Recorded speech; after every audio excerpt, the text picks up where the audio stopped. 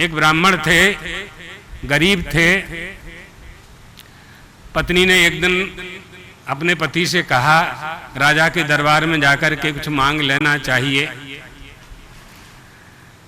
तो पत्नी की बात मान करके दरबार में चला गया।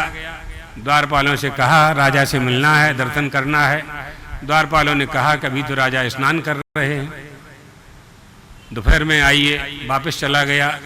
दोपहर में गया, कहा राजा भोजन कर रहे हैं, बाद में आइए। बाद में गया तो कहा राजा विश्राम कर रहे हैं। शाम को गया तो कहा राजा चौपड़ खेल रहे हैं। भूय आया ही स्नाति भुंगते सुपति कुछ भरो भोग मत्यंत मास्ते।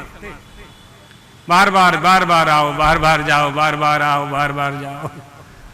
दुरीश्वर द्वार पर पत्नी ने कहा एक बार और चले जाइए। कहा अब नहीं जाऊंगा, अब नहीं जाऊंगा, बार बार अपमान होता है। जिसने राजा को धन दिया है उसी से याचना करूंगा। काचाय नीचम कमनीय वाचा मोचा फला स्वादु मुचा न याचे।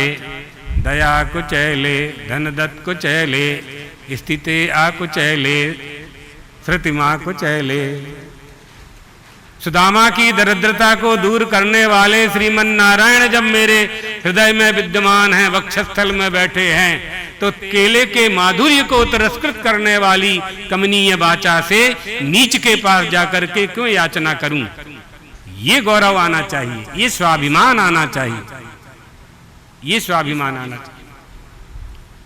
यही स्वाभिमान इस समय देशवासियों में आना चाहिए कि हम भारतवर्ष में निवास करने वाले, भारतवर्ष में जन्मे हुए मनुष्य हैं, हम हिंदू हैं, हम सनातन धर्मावलंबी हैं।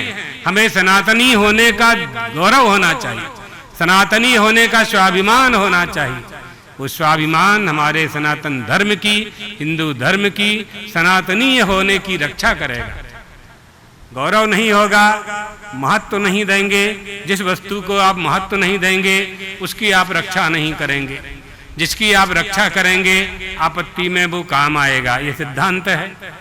आप लोग धन की रक्षा करते हैं तो आपत्ति में धन काम आता है। सोना चांदी की रक्षा करते हैं, तिजोरी में रखते हैं। क्यों रखते हो तिजोरी में? क्योंकि आपकी उसके प्रति महत्व बुद्धि है। इसी तरह से धर्म के प्रति महत्व बुद्धि होनी चाहिए।